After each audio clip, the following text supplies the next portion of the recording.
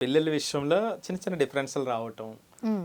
అలా ఒకటం అవన్నీ మామూలే. అవును. కాకపోతే సమస్య ఎక్కడ అంటే, హ్మ్. అది స్థాయి మించినప్పుడు.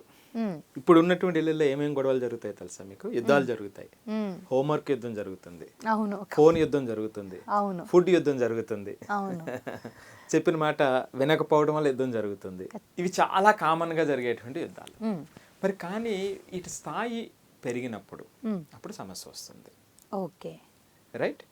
సో ఇది అప్పుడు ఎంతవరకు దారి ఏమిటంటే ఆ తీస్తాయి మరి? పేరెంటింగ్ అనేటువంటిది హ్మ్. కష్టంగా తయారవుతుంది. ఎప్పుడూ కూడా ఓకే. నేను ఎప్పుడు చెప్తుంటాను కదా, పేరెంటింగ్ కష్టం కాదు. హ్మ్. పేరెంటింగ్ ప్లానింగ్ లేకపోతే కష్టం అవుతుంది. హ్మ్. పేరెంటింగ్ అనేది ఎప్పుడైనా నిన్నైనా నేడైనా హ్మ్. రేపైనా హ్మ్. చాలా అద్భుతమైనటువంటి ప్రక్రియ. హ్మ్. హ్మ్. సో ఇక్కడ మార్పు రావాల్సినటువంటిది పిల్లల్లో కాదు, హ్మ్. పేరెంట్స్లో. పేరెంట్ ట్రాన్స్ఫర్మేషన్ అనేటువంటిది పేరెంటింగ్.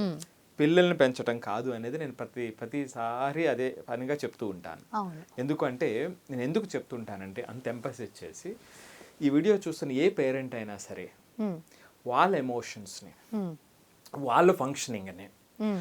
న్యూట్రల్గా చూడటం మొదలు పెడితే ఆ ఆనందం ఆ క్షణం నుంచి మొదలవుతుందండి. ఓకే. ఆ క్షణం నుంచి మొదలవుతుంది. ఒక ఎగ్జాంపుల్ చెప్తాను సాధిక. ఒక ఎంబీఏ చదివిన ఒక ఆవిడ అపాయింట్మెంట్ తీసుకుని వచ్చారు పేరెంటింగ్ ఇష్యూ సంబంధించి. ఆమె చెప్పారు, సార్ నేను ఎంబీఏ చేశాను, ఒక ప్రైవేట్ కంపెనీలో చాలా మంచి జాబ్లో ఉన్నాను, మంచి పొజిషన్లో ఉన్నాను, హ్మ్. చాలా సంతోషం అండి అన్నా. కాకపోతే మా పిల్లోడితో చాలా ప్రాబ్లం అవుతుందండి. హ్మ్. సో పేరెంటింగ్ అనేటువంటిది అసలు ఆ మాట వినట్లేదు, చాలా ఇబ్బంది అవుతుంది హ్మ్. అని ఆవిడ బాధను వ్యక్తం చేశారు. ఓకే. నేను ఒకే ఒక మాట అన్నా, మీరు ఎంబీఏ చేశారా అండి అన్న. ఎంబీఏ చేశానండి, మంచి జాబ్ చేస్తున్నాను. మీ అమ్మగారు ఎంబీఏ చేశారా అన్న. ఓకే. అన్న. సో ఆవిడ ఒక్కసారిగా నవ్వింది, హ్మ్.